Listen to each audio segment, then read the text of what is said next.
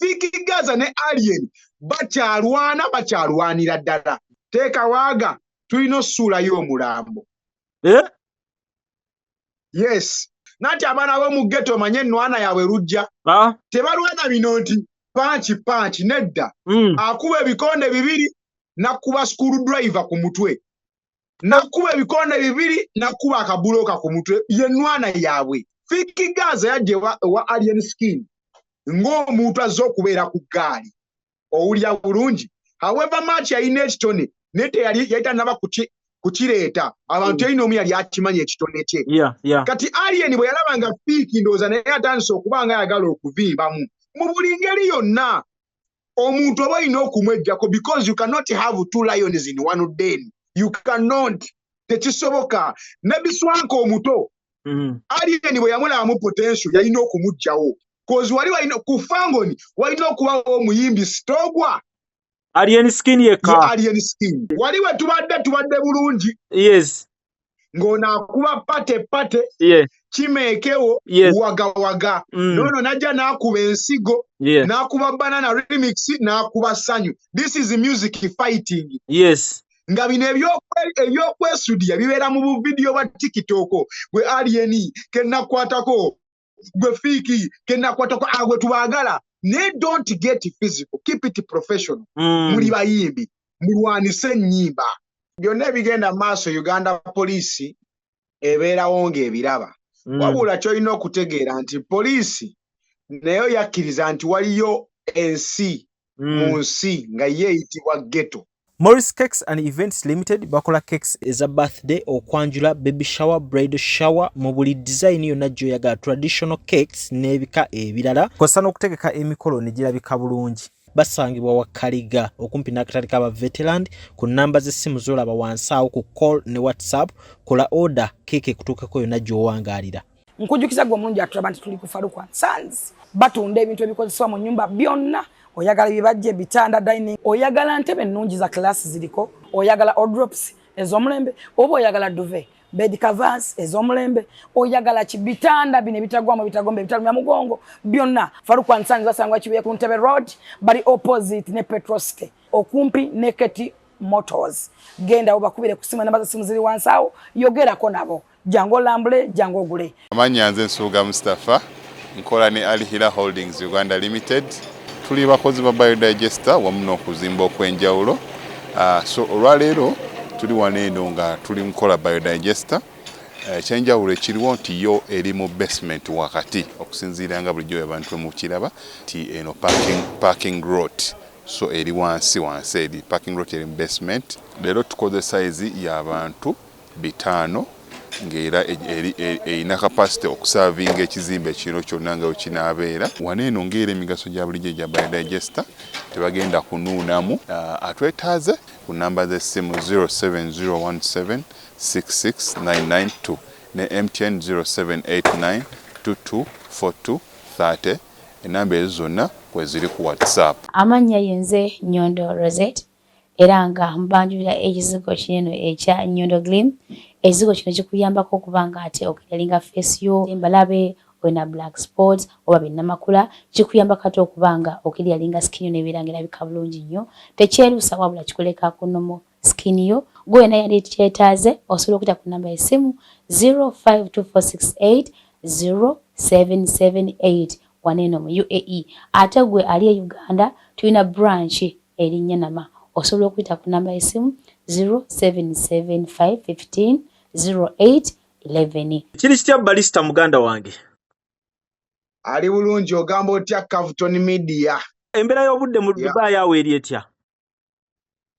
Embeera y'obudde tuli mu kawinta. Manyi winter yaffe etandika mu November, oluusi ekomanga mu Febu, oluusi January taggwako. This time around tuli mu February. Okay. Still embeera ekyali nnungi. Ku makya okeera nga aka humidity okawulira keeko.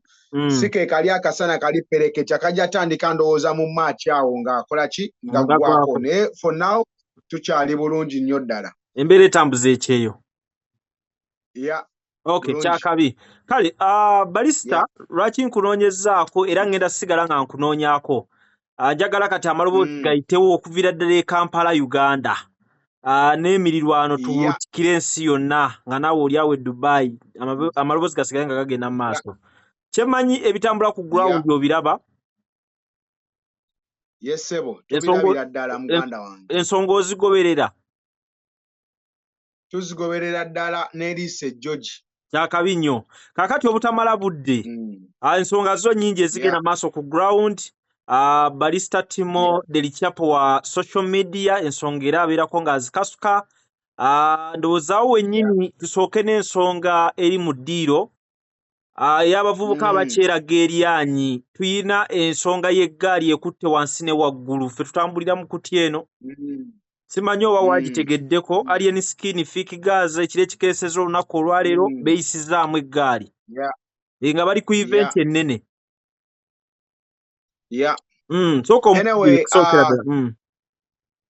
Okusookera ddala njagala nsooke ŋŋambe abantu abatuwuliriza wano Cavuton Media ekintu ky'eggaali tekitandise leero kuviira ddala abayimbi ab'edda bonna ku mirembe gyonna aba Michael Jackson bani buli muntu abadde nga atambula n'eggaali. However b'eggaali ezaabwe zaabanga ne discipline nga zikola bye zirina kukola. Okiteesa abantu omuntu ekimubeeza n'eggaali kufuna protection. That is if senga aba asanze abantu because lujja ne woobeera star otya ng'oyagala otya wabeerayo era omuntu atakwagala kyekikutambuza n'eggaali. Kati ng'osobola ofuna protection k'oyo abatakwagala yandiyagadde okutuusaako obuvune obeerawo n'abantu bo. Kati edda betwayitanga ba bodyguard mu lulimi lwe ffe twakulira lujja. Kati betwayitanga ba bodyguard kati okyokuba nti mu ghetto tajja kubeera nga bodyguard ali informed ng'ali mu proper way ffe tumulabanga eggaali. Naye oli naye agirabanga security ye mu ngeri emu oba endala wadde tukiyitanga eggaali. Kati mu ghetto ekyokuba nti otandika with less capital tosobola kutufuna ate ba bodyguard bakusasula bali professional. Kati ofuna bakyalibo amuza abe gundi zonto manyani muje munkole ki munzigale. Kati ffe kyetuyita eggaali. Kati ngenda kuleetera ekigambo ggaali. Ekigambo ggaali kijja nti waba atuuse mu kifo bw'atyo omuyimbi bano bajja ne basaggula ekkubo ye n'ayitawo obuyisi. Buli aleese embeera abaagala omukwatako ennyo abaagala omusembeera ennyo abaagala okukola ki bo be babeera abaswaggula bo ne bayitamu kati bayite eggaali. Omuyimbi ne waba atuuse butuusi ng'agenda performinga mu kifo so osanga crowd ng'alina okuyita mu bantu bangi okubaako waatuuka oba kutuuka mu backstage oba ebintu ebifo. Kati osaana abantu nga 3 4 5 abasobola okusaggulira ekkubo osobole okuyitawo otuuke w'ogenda okukola ki okustaginga oba w'ogenda okuyimbira. However bw'ole tuleeta mu kifaananyi ekinene ekya Fik Gaza ne Alien Skin njagala abantu kino bakitegeere. Abantu okubeera nga balwanagana mu music we need this friction. Okulwanagana nkiddamu yes eno friction tujagala wabula nga teri violent to this extent. Njagala nkuzeeyo emabega lujja abantu music okutambula oba okututumuka ennyo kati tukogere ku general nga hip hop tujjukira biseera bya East Coast West Coast nga ba Tupac bakyalwana ne ba Biggie era nga buli webeesanga tontabaala sikutabaala. However webale nnyo. However ekyabwe kyabeera nnyo musical nti Tupac ayingira studio nakkuba oluyimba n'akudiisinga nono n'ayimba n'adiisinga oli n'adiisinga beddizanga nnyo mu music than physically. Bwe kyatuuka ku stage eri physical omu yakifiiramu n'akitwaliramu obulamu bulamba ye Tupac yawunzika bamukubye amasasi ng'ensi eraba lwansonga kyava mu musical ng'oli takyasobola kuzza muliro musicale onfuna bulungi n'asalawo alwane physicale. Onnyonnyola emitendera okukakana ng'oli akifiiriddemu. Katukomewo wano ku kya Fik Gaza ne Alien Skin. Eno friction yandibadde nnungi ko si yegenda okuba nti yeesoose.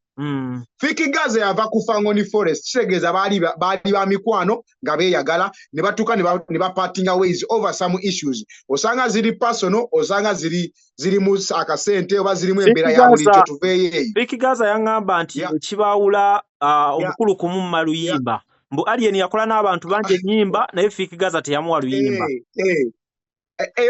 tusobola kutandika kudivinga in mu checha ja Fik Gaza gyali asobola okweyatuka ekiseera n'alaba nga he has outgrown being a shadow of somebody. Onfuna bulungi kankwe ekyokulabirako Good Life yabeeranga ewa Chameleon ba radio balina lwe baatuuka ne balaba nga they've outgrown okwoza emmotoka okuwuba bendera n'okugoberera Kamiri walaga. Onfuna bulungi kitegeeza you have to leave cause ennyumba tebeeramu basajja babiri ekyo ffenna tukimanyi cause eri si bandi oli ye artist. He's the main guy. He's the guy in the frame. Kati gobanga oyagala ku outshining ye, kitegeeza you cannot stay in the same the same box again. That's why radio ne Wizo bakwata kuba ne bakola ki? Regardless nti Wizo yali muganda wa Chameleon yalina okumusegulya cause yali akuze musically. They cannot have two big artists in one crew. Onfuna bulungi Timo era ba Wizo bwe batuuka eno olutalo lwabalukawo because mwokumanya ebyama bingi. Timo abo nkulaba mu line ya music n'ebyafaayo byabwe engeri gye baconnectinga Chameleon ne Good Life naye katutunulye Fik Gaza annyonnyola ensinga atutegeeza nti Alien yamusanga Katwe nga yowaakabi mu ghetto ze Katwe era eze Gaza kati amuleeta kulikuluutinga gano magye kulikuluutinga gaali n'amwisembeza ku fangoni so kati awo tubuuza lujja omuntu omusiigira ekifaananyi ekituufu olina osooka omulaga nti ekiriwo si kyekisoose kizze kibeerawo in terms of music n'obutakwatagana then ndyoke ntuke ku Fik Gaza ng'omuntu naye ne Alien Skin njagala nsooke kusiigire ekifaananyi wa gye kivudde ebyokulwana bino nkulaga nti ne Chameleon yaliko ne radio ne Wizo ne batuuka ne baawukana era fiction n'ebeerawo ne beekubira ennyimba nnyingi nnyo erinnya lyange olisiize enfuufu nkozannya football ennyimba ne bazeekubira nnyingi nnyo oli akuba n'onaakuba bayuda n'ebisigadde nkutwala ku Firebase Bobby Wine yawukana ne Butcherman it's the same thing that happened Butcherman n'atandika okuwanda omuliro onfuna bulungi kati bo kye beerabira nti wootuuka mu kiseera ng'okuze kwata makubo gotambula ogende do your thing ne mukama wasigale yakolenga kyalina okukola kanko ekyokulabirako Eagles production yabeera Aluna Mubiru yayitamu Eagles production ngajja bwe kyali naye Aluna Mubiru bwe yakula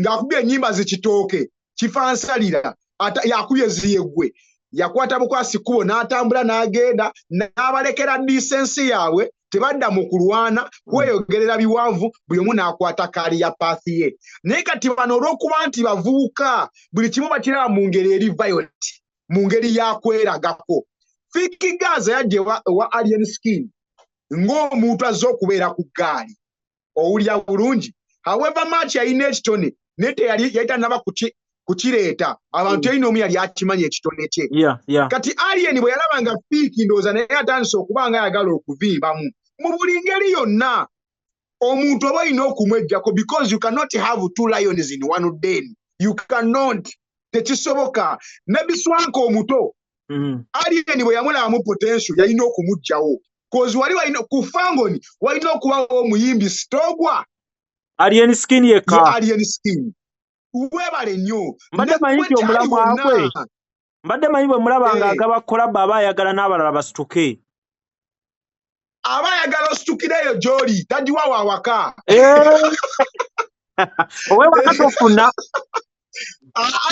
gw'olina kubeerawo okuba ennyimba zeezo ezisobola okukola curtain rising naye okubira akayimba ne kasala nateeti ne kalumba embalala ne kagenda e Masaka oba tokyali waawaka nnyo kiri awo oba ofuuse rivale onfuna bulungi muganda wange this is why abayimbi abangi babeera nga bonna balungi batuuka ne bakola ekibiina kati olaba Swangs Avenue nebeera nga nti ffe Swangs nze Benoni siyimba wabula ndi kurutinga abayimbi kitegeeza I can have Vinka I can have Winnie Nwaji, I can have Zafarani, I can have Elijah Chitaka. All in one crew.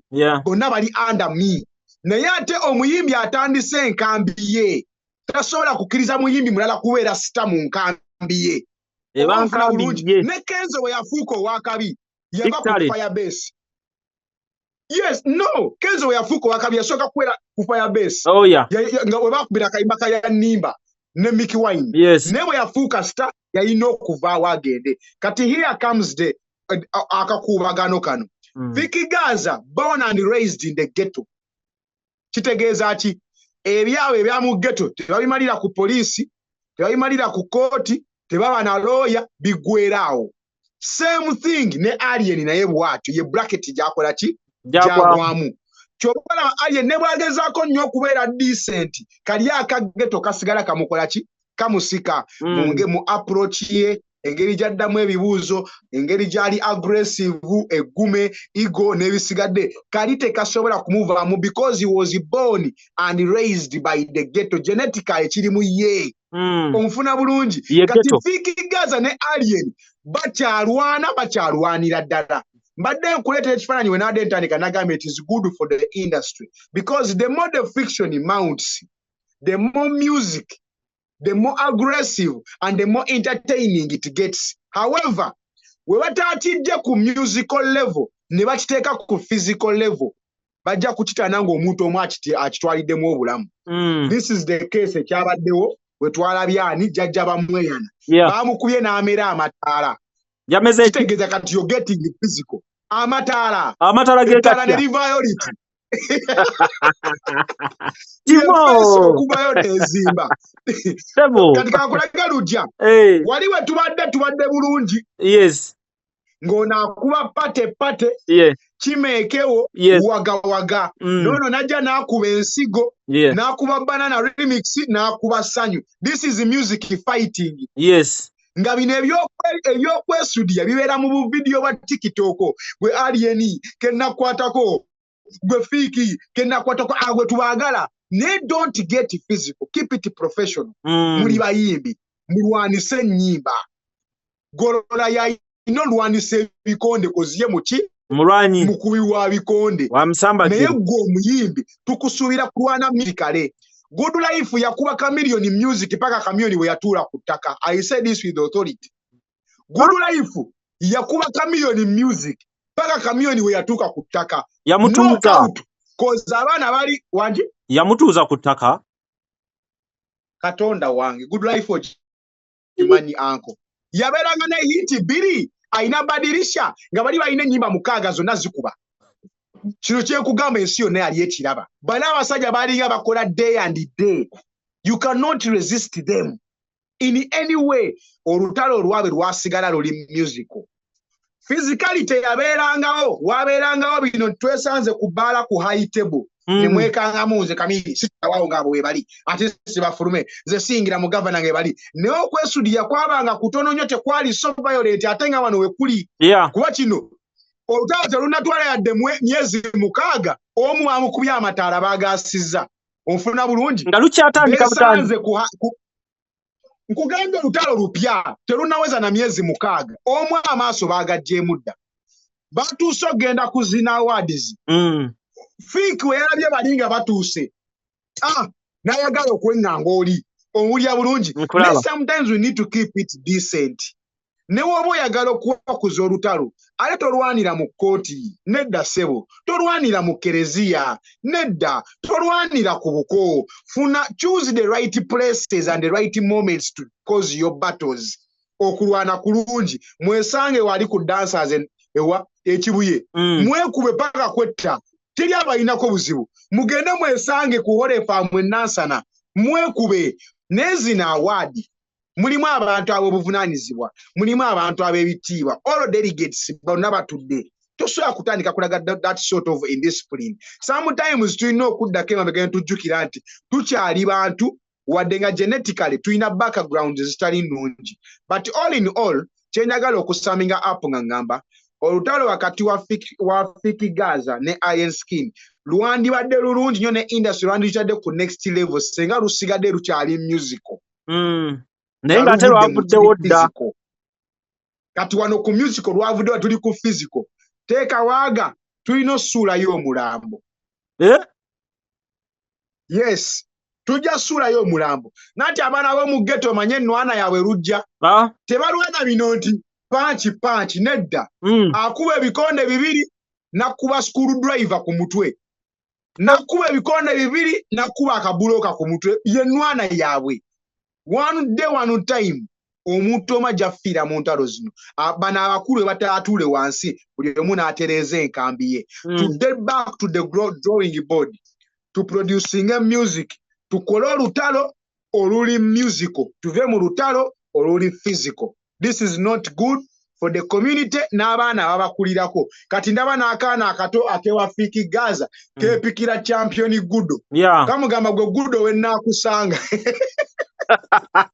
kati awe tuli n'abaana bano awe tuli Uganda Timo ng'olaba ebintu bino tewebuzaamu Uganda police eriwa byonna ebigenda maaso Uganda police ebeerawo ng'ebiraba wabula kyolina okutegeera nti poliisi nayo yakkiriza nti waliyo ensi mu nsi nga yeeyitibwa ghetto simanyi oba ntegerekese bulungi ate nga munnange tekiri Uganda wokka ne Bulaya bwekityo bwe kiri waliyo ebifo ebimu nga biri gazetted nga poliisi tetuukawo kale ng'esobola naye nga temala gatuukawo nekugamba bya ddala ne baba tebali mu ghetto nga bali eno mu nsi ey'abantu abalala muganda wange kati kankulage poliisi esobola okumanya nti nno waliwo abayaaya bali mu kulwanira wali n'etagendawo naye gikubiro gigambe nti waliwo ali mu kumenya banka awo etuukawo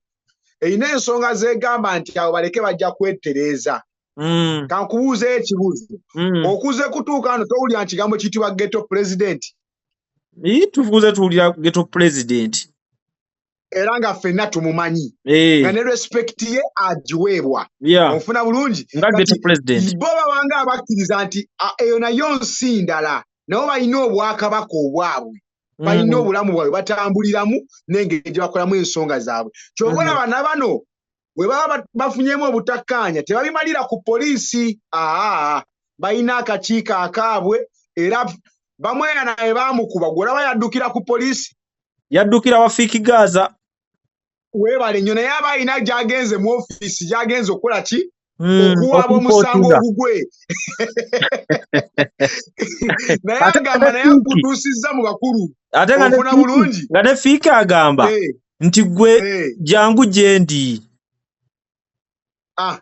alumba bw'alumba naye nga munange ne we tugenda mu Amerika ne mu Amerika aliyo zihuudu baziyita zihuudu ewabeera ziganga ezo nga poliisi temala gatuukawo nga yesu abamanyi abaye babeeraawo bakolerawo obuvuyo banywerawo enjaga bakolerawo bakaki naye nga temala gatuukawo ne bwogenda straight back to the days of Escobar to the days of Eruchapo bonna babeerayo n'ebifo byabwe nti eyo mu Sinaloa tetumala gagendayo eyo mu Sinaloa kozi waliyo akulirayo yaani nti Eruchapo yakulira Sinaloa Kateero nti eyo mu Medellin tomala gagendayo waliyo akulirayo nti yaani nti Pablo Escobar yakulira Medellin Kateero nga kabeera nga kaalo naye nga poliisi temala gakola ki gatuukawo kati tukkiriza nti ghetto naye ebeera state mu state erina obwakabaka bwayo erina abagitwala era esobola okukwasa amateeka nga yo bweraba nga tetambulira ku mateeka gaffe nedda ssebo bali ebyawe biralamu kyobula aliyeni akugamba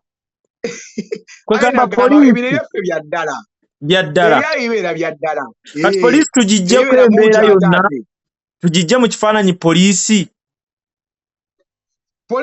weeryeta eraba era ekyalaba naye terina kyejja kukola mazima nate ekikunnyonnyodde bali babeera balina ensi it's a state in a state and it is a state you cannot dismantle in one day because olina okutandika obazimbira structures ezibajja mu state gye balimu obateeke mu state eyiyo kozi gwe bo bakitwala nti gwe wabeerabira ne bazimba obwakabaka obwabwe onfuna bulungi beebeereramu beekolera obwakabaka beetwalira mu nsi yabe bagitwalanga bo balaba because gwe wabeerabira one wabama right for good freedom wabama right for good education wabama right to basic needs bwe baba nga basobola okwesagulira bejjanjaba beeriisa beetakulira beetwalanga bo kitwalenga lujja osobola okuba nga olina famire ewaka Nengo inawo omwana.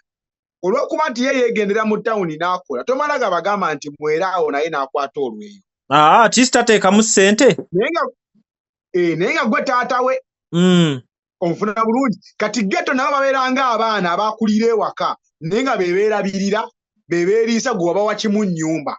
Kati gavumenti yatuwa kimu ggwanga. Naye mulimu abalibeeramu nga bo beetwala. Kati kizibu nnyo bagambayo mu njogera yaabwe. Bino bya ddala. Era yagamba gwe toŋŋambayo. Bya ddala boyi. Ddala mukulu wange. Muganda wange. Kati kankubuuza ekibuuzo. Sobi yakafa. Sobi abaddengawo ng'omuntu aba alina ettaka. Ettaka balikaayanira. Tatwala poliisi atwala Sobi amutwala nga ki? Asobola okulimukuumira wakati mu mbeera yonna. Alikuumanga ki? Owaayi. Wangi. Nyiza okwogera ekitali kituufu naye kyemmanyi asobola n'okugoba RDC ku ttaka eryo. Otegedde nti mulimu siteeti mu siteeti. Kati ate gaakulaga alikuuma. Kuba ate bagenda omumiza omusu. Si yeyo kale yali yakasooka okukuuma, yali yakuuma dda amalala mangi. Mangi, ngate kiri successful. Yagakuuma atya mu district omubeera RDC, omubeera DPC, omubeera OC, omubeera owa local defense, omubeera bonna. Sobi omuletota n'akuuma ettaka. Waliwo state mu state. State mu state. Yenjawulo. Yes, kati ye ghetto. A ghetto is a state in the state.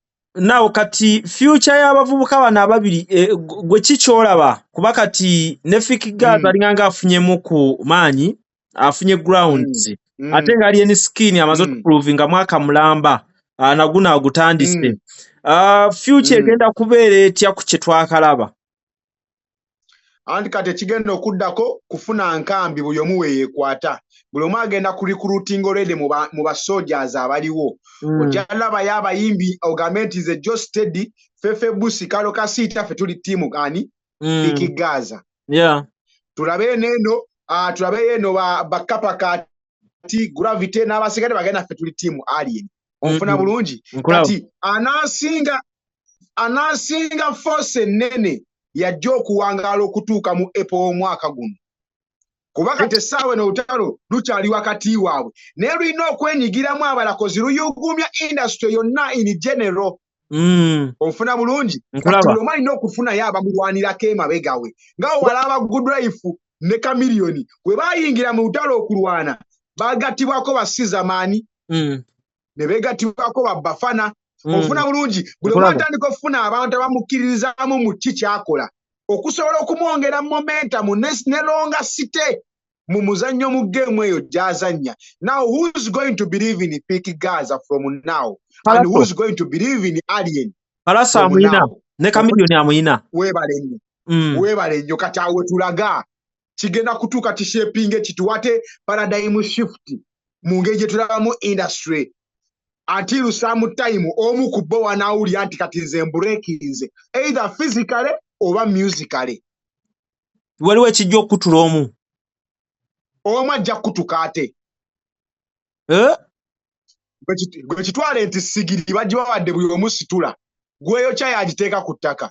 Because the industry is here to stay. Bonna babeerawo bagizoganya ne bakola bye bakola ne bagenda abalala ne bagenda ne bakola ki ne bameruka. Who will stay longer? That's the question. Fik Gaza okugenda. Mpa ekyokulabirako. Good Life yali erwana ne Chameleone. Who stayed longer? Of course it is Chameleone. Because Good Life, you respect, wizo wali naye tebikyatambulanga ebyali kuba radio yavaawo. Weebale nnyo. Kati kitegeeza ki? Kuba n'ababiri kuliko ali mu game nga ye mwennyini ye game. Mulimu n'ali mu game nga ye ayagala kubeerawo azoganye game paka ne waafuuka part of the game. Onfuna bulungi? Yes. Akikopa oba ayagala otiripira at one time ojja kukita because the real ajja kusigala. Omutuufu ajja sigala. Saagala creatinga lutalo lulala ku internet nandyagadde okwatula amannya. Naye kugambe kulika ali mu game nga ye ekyo ye kyali kati kuliko n'ali mu game nga uli yagala azuganya abalageti nammwe game yammwe gye muli mungikola ki injisobola. But don't you wonder Lujja tubadde n'ekigambo big feel for almost 20 years? Yes. Nga tekivaawo. Kitegeeza ki? How many artists have rose and fallen? Kitegeeza ki? Bali abasatu be twogerako they are the game. Yeah. Mwabalala abajja mujja either ku challenginga game oba kulaga nti nammwe game mugisobola. Yes. That's it. Yes. Kyovola ojja n'ozoganya omwaka ne gukwata n'okwata omulala naye nga bo bakola abali bati. Bazinze emikono. Bagamba oyo mumuleke. Adduka naye ajja kuyimirira. Ate bikira waliwo kali ke bakola babeera ne misunderstanding balaba omwana ayingidde mu space ne babaako engeri gye bakwatagana okuzaawo. Weebale. Nga beefuula abeesonyiye. Nga bakomyawo picture y'abasatu. Fik Gaza okukyalako ku Nuupu. Kiina kye kyamwongerako mu picture. Fik Gaza okukyalako mu Nuupu. Omanyi Fik Gaza yajja talina audience ye. Aŋŋambe. Yeah. Kankwe ekyokulabirako. Alien yajja ne audience tugeze ya social media. Yeah. Then najja ne yegattibwako audience ya Nuupu. Nkujjira ekifaananyi. Yes. Kati n'afuna audience 2. Yes. We baatuuka Nuupu okutabagana ne Alien obutakwatagana.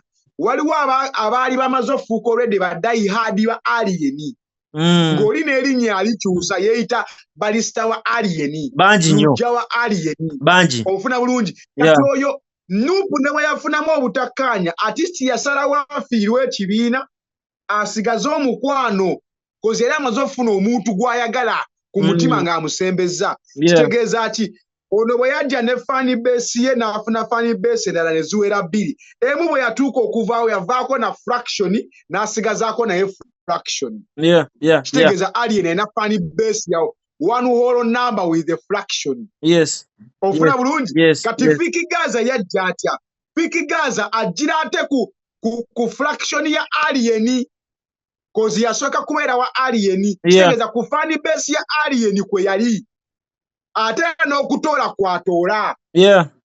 No wonder n'abantu abaali mu ggaali ewa Alien ate be bamu abali ku ggaali ewaani. Ewa Fik Gaza. Ewa Fik. Nga bwe kyali wali mu ntandikwa abaali ku ggaali eri ku Nuupu ate bamu kubadda ku ggaali ewa Alien. Okategedde kugamba. Kati omuntu atoolako ng'otoolako original copy. Olina by'ojja otwala naye olina by'otajja kumalawo. Naye otoolako. Kati otoolako. Kati it's high time Fik Gaza ayimirire mu image nga ye Fik Gaza. Ayimirire atya? Atandika okucreatinga fan base ye. Atya? Ayinza okutapinga mu industry tugeze eya media. N'afuna abantu abali ku media ku ludda lwe nga bakuba bazza ku ludda lwe ne badivertinga energy eyo. Population netandika okumutaaka mu picture mu kifaananyi ayimirire nga ye Fik. Kuba ekyo kisoboka. Ekyo kisoboka. Kisobokera ddala. Kisobokera ddala. Kuba jjukira Alien yate yasooka na media n'agaana oti okugisembeza n'agamba nze nnyimiriranga nga Alien. Of which he survived. Yes. Bulungi. Kati oba siti Fik Gaza alina okujja atapinga mu industry y'abayimbi bennyini abaliwo.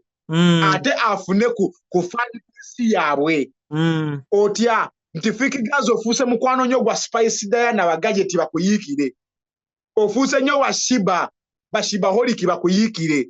Ofuuse nnyo basindicate bakuyiikire. Bw'ogenda otapinga mu gundi zino zonna omwaka we guggwerako ng'okoze fan base eyo eya Fik Gaza ng'abantu bali originally made by you.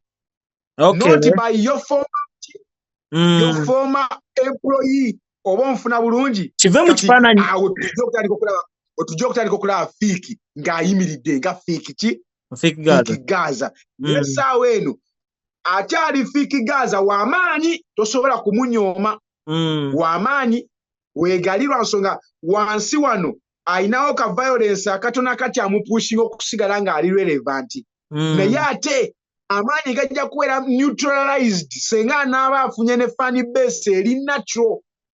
yeno gye nkugamba gy'asobola either okutapinga mu media oba okutapinga mu bayimbi already abali existing atapinge mu fan base zaabwe because essaawa eno etwogerera Alien alina fan base ey'ente eno Alien ng'ogyeko by'alina okukola ng'agyeko Fik by'alina okukola kiri ekintu kya tusigadde tetufunye ansa nti okukyala y'okwe kiina kye kyayongerako oba kiina position we kimuteeka naddala kati wano ku kye tuliko. Kati, if I'm to be very honest, in my opinion, I would say, Fik Gaza okukyala ku Nuupu. Senga ya kyala yonga eyasooka okyalayo teyayonoonayo. Yandibuuseyo na buli kyaliyo oba na buli kiriyo. Simanyi oba abawuliriza banaakategeera kenjogedde. Kola wooti. Tandika wooti ani yakyalayo nga we tuyingira mu kifaananyi kya Fik Gaza. Webale nnyo. Ekyokuba nti bangi bazze bakyalayo nga bamala okufuna kye baagalayo batuuka ate ne beeyonoonayo. Kati n'abayabaayo bw'ojja n'okyala bakulaba nti yoyo omugenyi ye mugenyi omupya gyebale. Ne bakuggyako embeera. Tebakutaako mbeera naye tebaagala kulaga nti ate bakuliko nnyo. Bwe baasooka okuwa nnyo emitima gyabwe tebyatambula buti. Baba disappointing. Yes. Oshegedde. Kati bamulaba waali, yes. Tebamuyinaako buzibu, yes. You can see everywhere. Teri amuyinaako buzibu. But sibawulira tebaagala ate kumweteekako nnyo. Lwansonga gwe baasooka okweteekako bwe yatuuka eno waggulu. Ate yakola ki? Yamera nnyo. So basafaringa disappointment. Kati senga yatapinga luli kumanya agamuliko kati olaba ina amaanyi gano ng'ali yekka talinaako nnyo kyamaanyi kimutambulirako. Senga yatapinga luli ate yandibadde w'amaanyi nnyo. Naye bano bayagala otapingamu bali wounded already, bakazi bakava mu heartbreak. Ofuna bulungi kati beesiga tebeesiga. Takuyinaako buzibu omuyita ku date najja n'omuwaka peke n'akakkiriza obumuli n'abutwala naye awo yatayagala genda naawe waka oba omufuna bulungi kati kyekifaananyi ekiriwo kitegeeza nti Fik Gaza okukyala ku Nuupu tekimala nti kigattako naye tekimala. Yes kyagattako. In fact kankubuulire kino okukyalayo kibanga ekikutaddeko protective shield. Simanyi weesobola kinyonya mu Luganda. Kibanga ekikutaddeko engabo nti abandivudde eri okulwana bakulina mu mitima ng'owaabwe wadde tebakwegattako naye tebajja kulwana oba okategedde mukwano gwange. They will not fight you, however much they will not join you. Awo waali kubanga singa baakumujoyininga wano wakati mu lutalo singa baatandise eddowanda kategedde naye ate era siru tebamudifeminga nti ate gwe wajja otya nedda tebamukuba naye tebamwegattako kati bamuleka awo olwansonga abaasooka okusaba basale ku ssomero tebaasoma buki bulungi bakola birala beefulira nannyini ssomero. Nannyini ssomero lanyiga nagamba buli gwepa basale bwati bw'asoma akomawo na F9. Ate waliyo ne nannyini ssomero omulala nga akubeereddewo ng'osobola okujja n'omugamba tewali ssente n'osoma kati n'omala okuyita ate n'omala kwegamba ne bwefuula bwefuuzi n'otaddayo nakwebaza. So byonna okuwa mulala. Kakati njagala tutunde future ya Fik Gaza ono kuba kati ye Alien ali mu picture.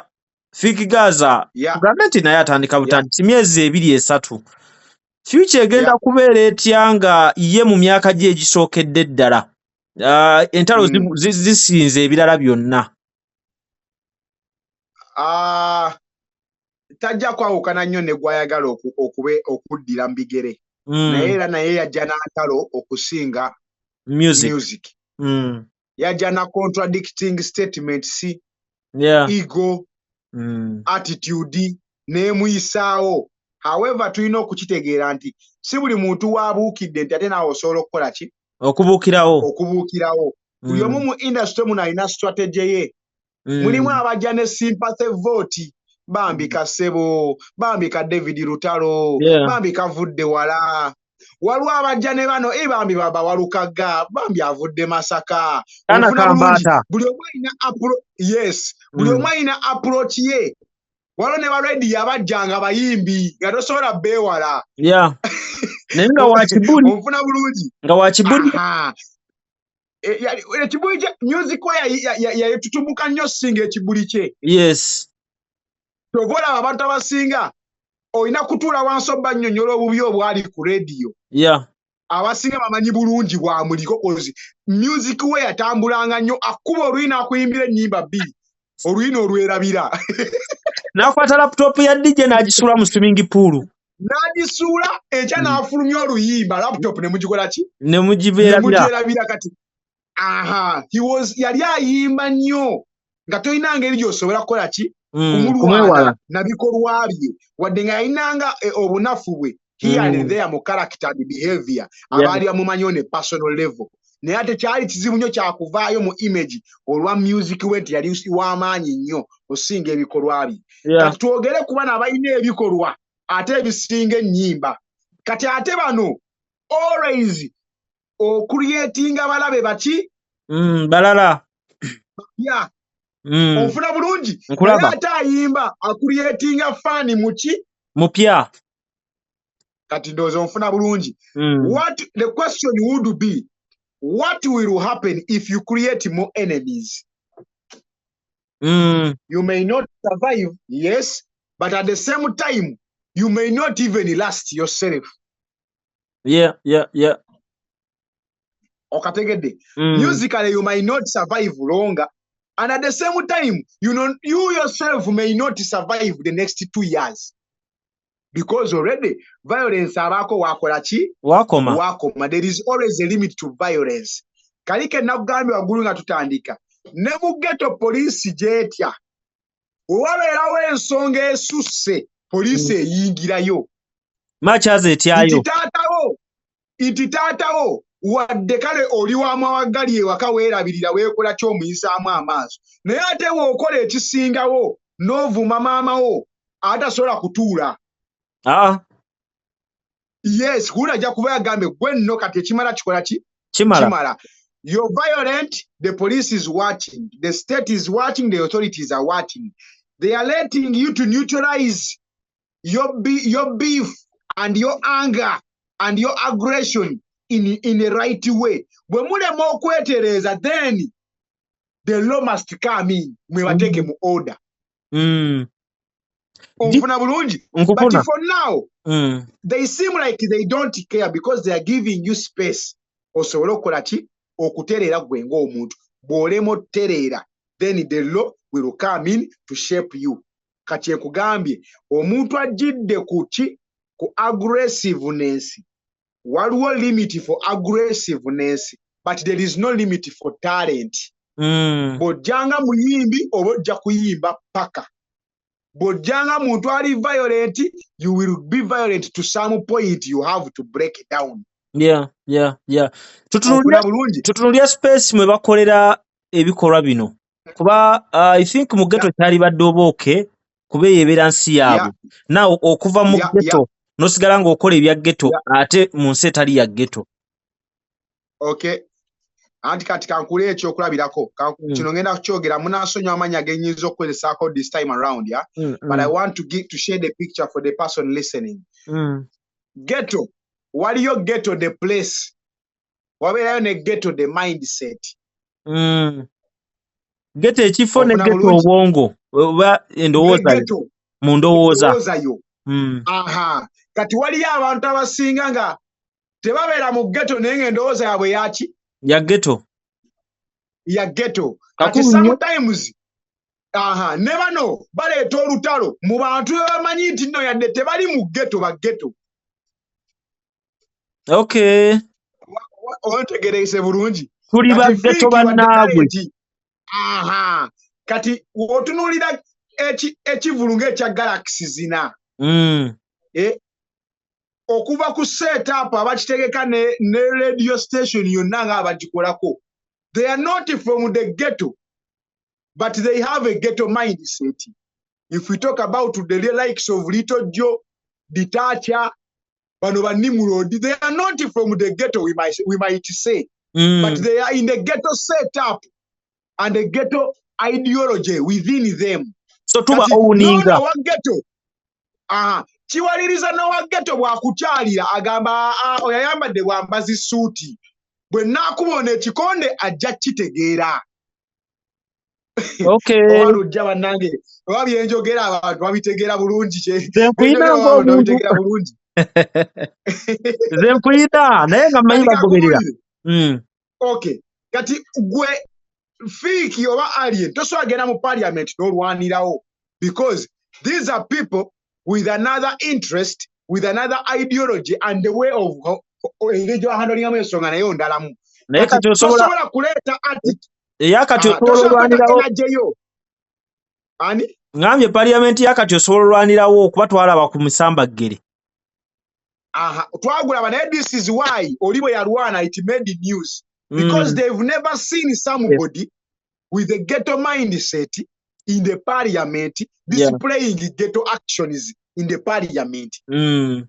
Wadde nga baali balabyeko abantu abanyiize and they know the ghetto exists. Yes. But they've never seen the ghetto in their residence. Oba nfuna bulungi oba in their space of operation. Kati kisoboka ddala bulungi nnyo. Ne bano okutuuka oli n'aleeta eggaali eno n'aleeta eggaali ne beeyisaamu. Beeyisaamu kozi beeyisizaamu mu bantu bebalabira ddala nti yes, tebabeerayo mu ghetto, tebalya takisini, tebalya nkwakyo, tebakubambanga. Naye ate they have a ghetto mindset. Onfuna bulungi. So sometimes they choose their battles, they choose their place of battles. We might not judge them because one, they are still young. Bakyayiga obulamu, bakyalaba bingi nnyo. Kati Moses Matovu abayina watudde wa Frigo n'abatunulira agamba laba bano negundi yali bwatyo, negundi yali bwatyo. So kati sometimes we give that space for growth. Tukkiriza nti buli muntu akula n'ashapinga n'ava mu muntu gw'abadde n'afuuka omuntu omulala. Bannavio bwe baali ne badde myth nga batandika ziri clear cut, siwe bali kati. Bamuntu jiwe baali nga batandika zikunta kinte, siwe bali kati. Bajie ne Ozamba we baali ne ba big tree baani nga batandika zibaboon, siwe bali kati. There is always a chance for people to evolve. Ne bakyusa mu actions zaabwe n'embeera zaabwe. We pray for the best because tubona tubagaliza kisinga. Twaga eno space je tulina million ya namu 5 ezaba na Uganda. Otegeka ekivulu wetaaga abantu emitwalo egyo. Emitwalo 2 gyokka. Kitegeeza ki tulina space esobola okuwagira buli omu n'abeerawo n'asurvivinga in a very, very, very organized manner. We pray for the best for the two artists. Fik Gaza, Alien Skin, One Love, mwenna tubagala nnyo baganda baffe. Might aggression ekendere. Katono nnyo. Bano abaana bano twogera ku njovu ebbiri, Fik Gaza na Alien Skin. Naye kati bano abaana bano abali ku ggaali. Ndaba bali so aggressive. Bali redde okuyiwawo omubiri. Anti kino ino kitegeera nti disciple abamukambwe nnyo okusinga master. Bafunirawa? Owulidde kyenkugambye taata? Disciple abamukambwe nnyo okusinga ta. Kati kyolina omumanya abagoberezi ba Yesu baali bakambwe nnyo okusinga Yesu. Kuba abagoberezi ba Yesu baali bakambwe nnyo okusinga Yesu. Kubeera ojjukira Yesu ono Yuda Iskarioti wamala okulya mu Yesu olukwe. Bali baanyiiga ne bagamba Yesu tumwambale tumulye. Tumulye buva. Yesu n'abagamba mukakkane siwe ebintu ebikola ki? Siwe ebintu ebyo. Kati olina otegeera bano ababeera ku ggaali ate baba bakambwe ennyo n'okusinga boosi waabwe. Bano abaana abamu balaba babeerawo ng'obulamu oluusi bwagaana. Owulya bulungi. Kati ng'omusajja ono ayingidde mu bulamu waabwe n'abawa ekitangaala. N'abawa essuubi. N'abalaga nti bwe tunaaba tukoze bulungi bwe tuti. Waliyo light at the end of the tunnel. Onfuna bulungi. kati ono omwana tayagala muntu yenna abalwana kuzikiza ttaala eno kozi eno ye tooki eyaka omuntu obeera mu ghetto lujja obeera ng'omuntu akutte omumuli we bati nga gukoledde kati gwobeera agukutte naye bano abala babeera bakutte ate ku ggwe engalo zaabwe zibeera ku ggwe nga mwenna musudde omumuli bwe muti naye nga gwe ogukutte ofuna bulungi kati gwe yenenena yagala ozikiza ettaala eno baba bajja kukulabisanga we kisoboka baba bajja kukuwa bakuwe ne risiiti olowooza abaana bali mu kavimbo kokka oba waliwo ebinene bye babasuubiza ebibafuula aggressive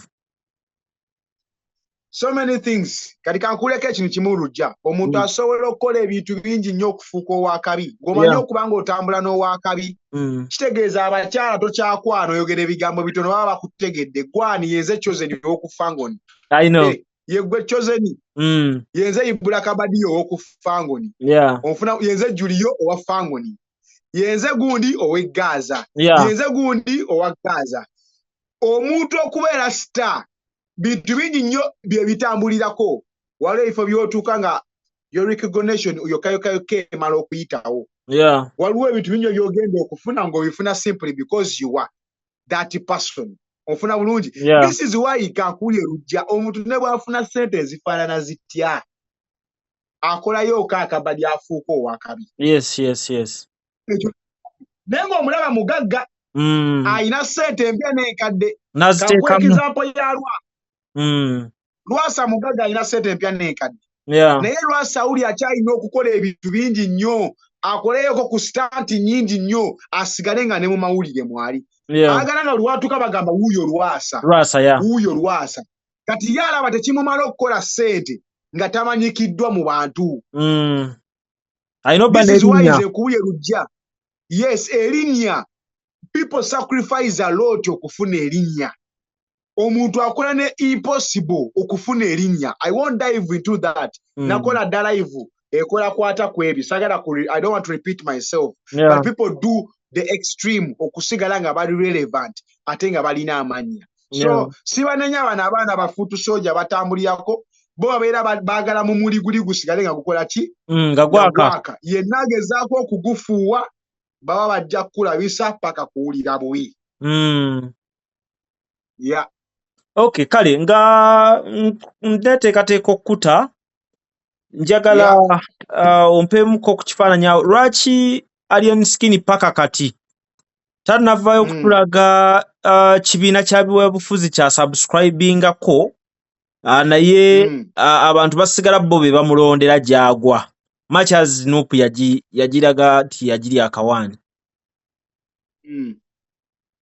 anti katuwangalira mu ggwanga nga oba toli wa sitaani oli wa Katonda you choose kiri nyuto oba toli wa sitaani oli wa Katonda opposition ye Uganda bagizirowinga ku kibiina ky'ebyobufuzi kimu Nuupu however waliyo zijema waliyo FDC waliyo DP ne ekifaananyi kyonna bakisiiga nti Nuupu ye opposition yoka because yeri vibrant nga bwe twalina FDC nga bwe twalinako ku before kati mulembe gwa Nuupu kati essaawa eno guno omulembe guliwo gwa Nuupu kati bo balowooza if you don't subscribe to Satan you subscribe to God there is no way around ofuna bulungi bo tebateeka kifaananyi kya byobufuzi kyonna into context kuba tusobola okugamba si wa Nuupu si wa NRM naye wa Jema naye no one can teri n'omu asobola kuzirowinga ku Jema teri buli omu akatinga layi nti if you're not for God you are for Satan awe tuli who's God who's Satan mu comment section mwetwale sibimanyi awe tuli music so far Alien Skin gwalina ku lupapula ne Fik Gaza gwalina waliwo picture eraga nti basobola survivinga ku music yekka nga tebongedde mu bino biriwo wesenga atandika okuteka ku minzani Alien Skin ne Fik Gaza in terms of music. Nja kuba siri fair. Why? Siri fair. One, oli abaddewo for 1 year. Ono yakayimbira emyezi 3. Yes, kwena. Yes. So nosobola kusinga jjajjawo birthday tekisoboka.